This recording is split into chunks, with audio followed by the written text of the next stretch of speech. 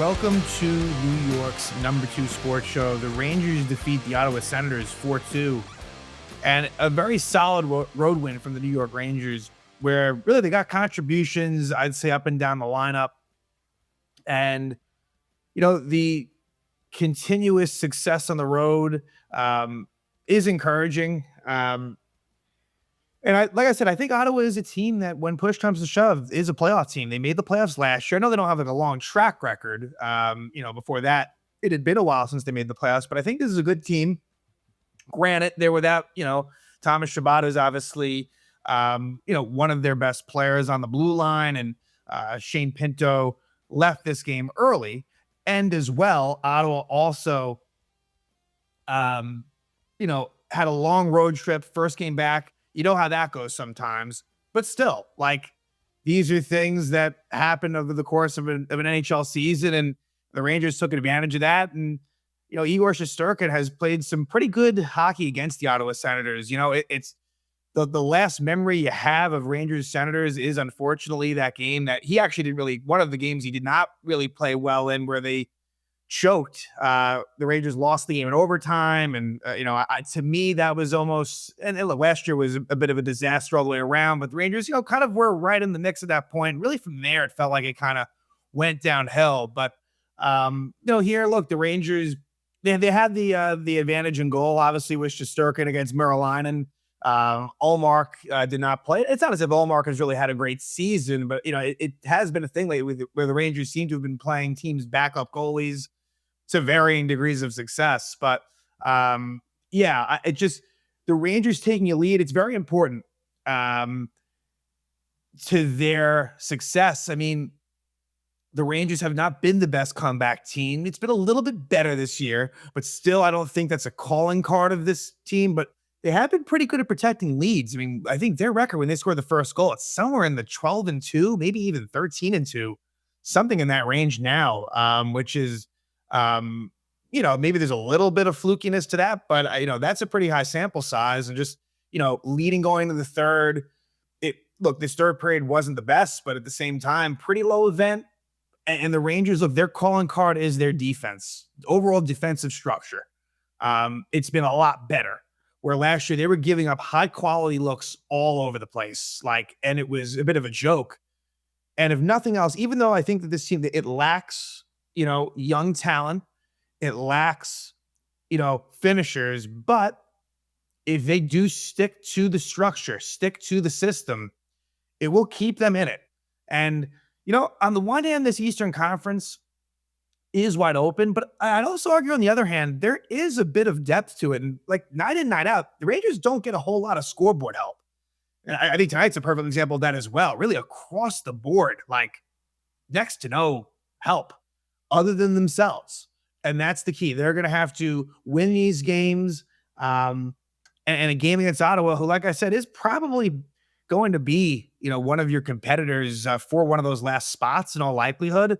Although, again, I still think that I think Ottawa may be one of the three Atlantic teams, possibly. The Metro has been much better than the Atlantic so far. How long that lasts, I don't know, but the Metro really from top down has been very, very solid.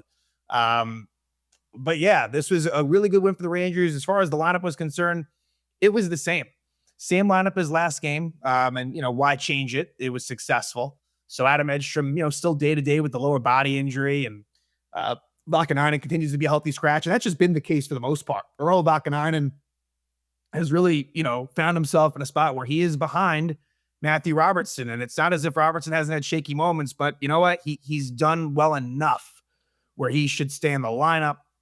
And then I didn't mention this last episode, but Brennan Othmann, who I don't know how long they'll keep it this way, but he was called up. He's basically with Edstrom hurt, Othmann's the 13th healthy forward. So he was also a healthy scratch in this one. So yeah, I mean, really, it helps getting that early goal. And that's exactly what the Rangers did against Merolainen. And it would be Mika Zibanejad, who, actually, one more thing I want to say before we get into it.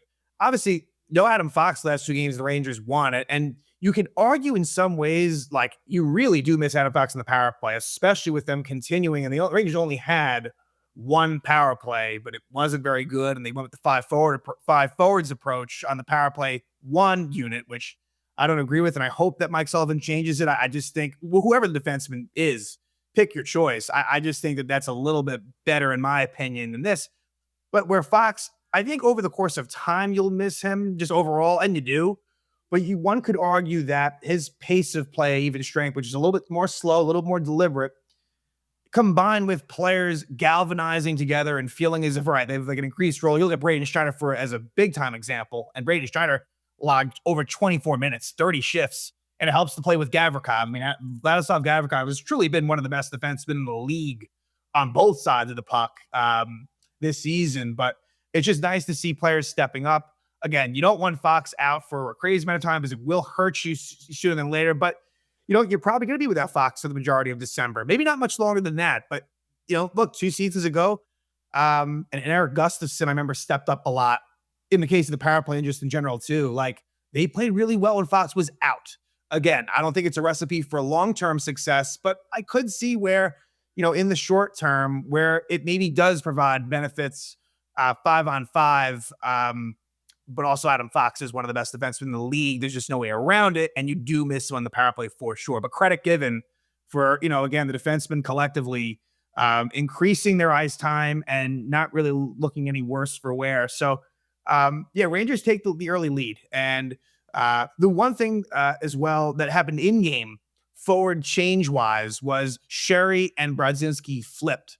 And I wouldn't really say that it necessarily made the Miller-Trocheck line better because, look, the Brodzinski combination with Miller and Trocheck didn't look that good last game, as I said, and didn't really look that well in the first period either. Here, what it actually did do to me is Brodzinski moving to the fourth line made that line better, if that makes sense. So while Sherry didn't really help the second line, and I think that Brodzinski wasn't a good fit in that line and probably deserved to be moved off it, in some ways, I think it made that Carrick-Radish line a little more effective with Brodzinski on it. But again, it's somewhat negligible at the end of the day. But former Senator Mika Zibanejad gets on the board at 3:19 of the first period, his 10th goal of the season from JT Miller and Panarin. So it was actually in the middle of somewhat of a line change as JT Miller was on, I guess, for Lafreniere at that point. And it's a nice play by Panarin at inside the Rangers zone where he makes a quick play to spring a 2-on-1 where it gets the puck to JT Miller. And give Miller some credit, showing a little bit of speed here and doing enough, keeping the goalie honest enough where he's able to slide it over to Zibanejad, gives him some room, and he scores. So I thought JT Miller, look, it's a lot needs to be done. I think that he's nowhere close to where he can be. But at the same time, I think that JT Miller did look better in this game and does end up with 3 points. Now, granted, one of them was an empty net assist, but still, he definitely was, had more jump in his step. And hopefully this can, I keep on saying this, hopefully, it can get him going. But Zibanejad, again, his 10th goal of the season gives the Rangers a 1-0 lead at 3:19 of the first. And then at 9:45, it is Vladislav Gavrikov scoring again. His 6th goal of the season, assisted by Schneider and JT Miller. And so for Vlad Gavrikov, he has already, and this is what, Rangers are now, 15, what's the record? 15-12-2?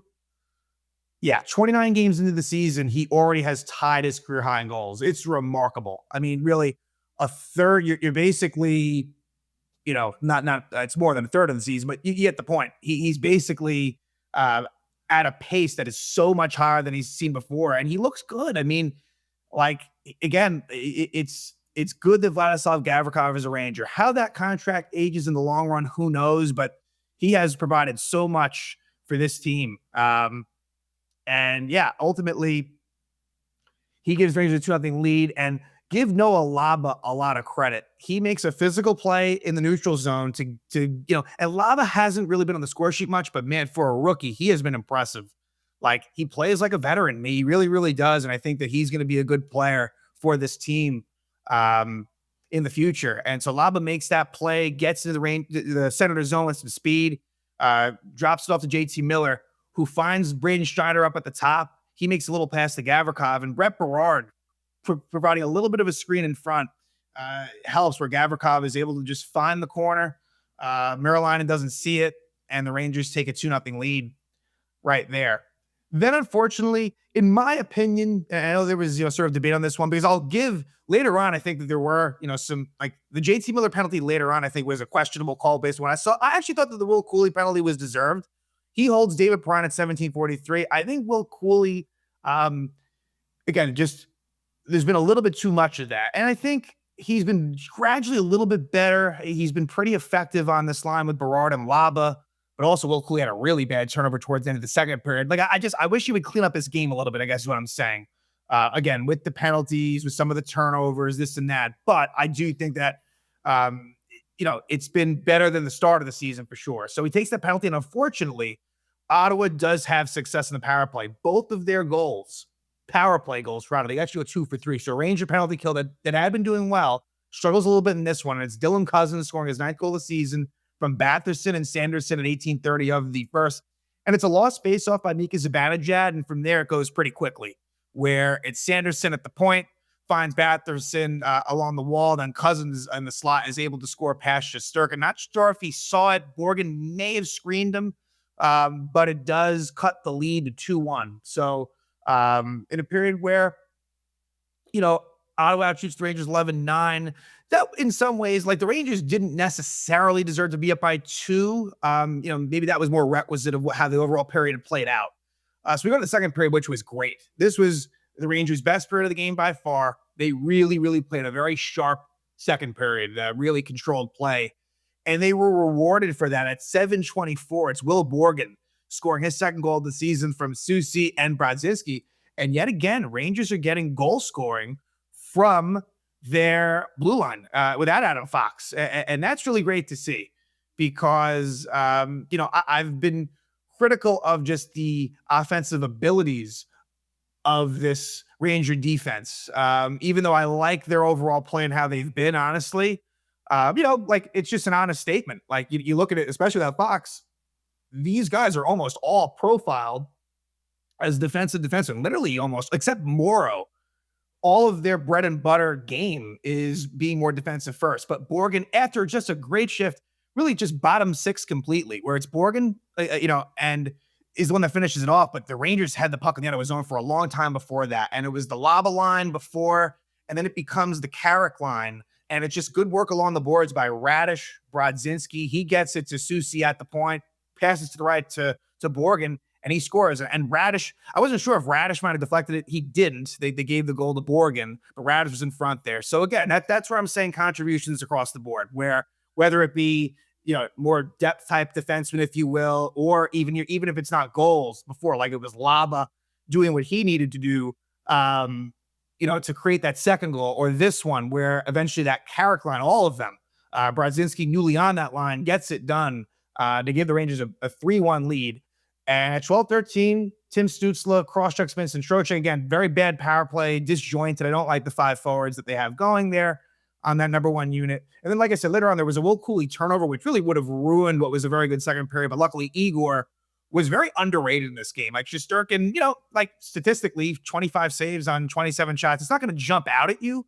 But I thought the Igor really looked just very calm, sharp. I had no problems with the goals that he gave up, really. And it's nice. And I think that in all likelihood, Jonathan Quick will probably return for one of the games this week. And I just, that's my sense. Who knows? And if not, then Igor, I think, will be able to handle the back-to-back against Colorado and Vegas. But either way, Shesterkin is definitely playing a lot better and more consistent lately. So Rangers take a 3-1 lead going into the third. And there I felt like, look, Rangers probably sat back a little bit more than I'd like. It didn't feel great the way that period was going. I wouldn't say it was horrible, but it could have been a little bit better. But it's tough. 2-goal lead. Ottawa, is capable of kind of scoring in bunches when they're going right. And at 8:50, Will Borgen elbows Mike Amadio. But the Rangers killed it off. And I thought that was a good kill by the Rangers. And I thought, all right, maybe the Rangers kind of weathered the storm. However, though, at 12:09, a real questionable call based on the replay I saw. Maybe there was something that was missed because based on what they showed, they called JT Miller for slashing Jake Sanderson. I didn't see it. And Miller, he wasn't so demonstrative as far as complaining, which he can be. I didn't notice that he was. So maybe maybe he just didn't feel like complaining or whatever. But the Senators do score at 13:08 It's Drake Batherson scoring the goal, his 10th of the season. It's on the power play from Tkachuk and Sanderson. And it's, one of those things where Tkachuk takes the shot from the right faceoff circle.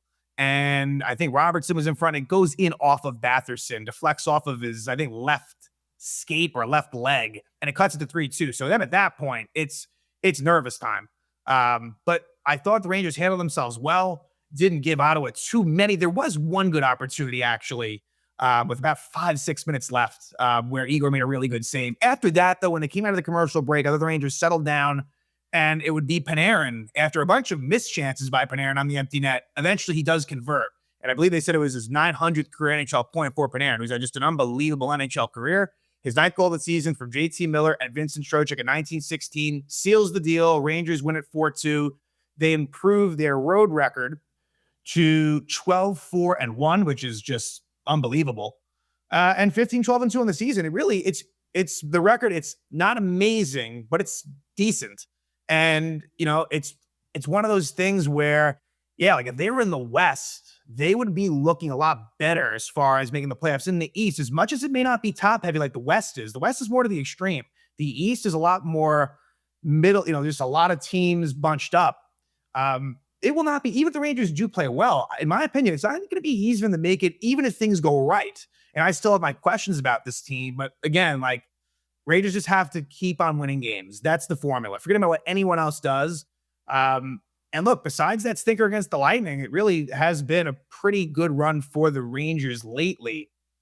And now they will head home to take on a Colorado Avalanche team coming off of a loss to the New York Islanders. So not a great situation, for the Islanders beating Colorado, but just that fact alone that Colorado, it's only their second regulation loss of the season.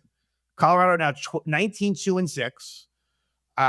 Obviously, they've been the best team in the league. Scott Wedgwood was hurt and didn't play, and Mackenzie Blackwood was in. Now, Wedgwood has been their starter. Blackwood didn't play well against the Islanders, and I don't know. I don't love the setup. Let's put it that way. It's a Saturday afternoon game at MSG. My thoughts are not too high on this one. Would love to be proven wrong. It would be great, but I do think the Rangers are going to have their hands full. And then the next night, now the good thing is it goes from just an early Saturday game to a Sunday night game where they'll play the Vegas Golden Knights. Vegas will be coming off of a game Friday night. They won't have the back-to-back. Vegas will play the Devils a couple nights prior. So for me, would like to somehow find that Vegas win. And I don't know how it goes. Assuming Quick is good to go, I wonder what they decide. Again, you could go either way. I really get it. In a weird way, if they would never think like this, but if I'm to say, okay, I don't think we're going to beat the Colorado Avalanche, I almost would, throw Quick to the wolves, so to speak, against Colorado, which wouldn't really be fair. He's been hurt, and I don't know if they'll do that. I honestly, if I had to say, I think that it'll probably be Igor for the first game and then Quick for the Vegas game would be my guess. But we'll see. And it will not be Spencer Martin. Either if somehow Quick isn't ready to go, I assume, and again, unless Shesterkin really faces a lot against Colorado, which he could, I still think that's the way that they'll decide to go. So again, Rangers get a really good win in Ottawa. They win, final score 4-2. And now they will head home for a weekend set back-to-back at Madison Square Garden. First against the Colorado Avalanche and then against the Vegas Golden Knights.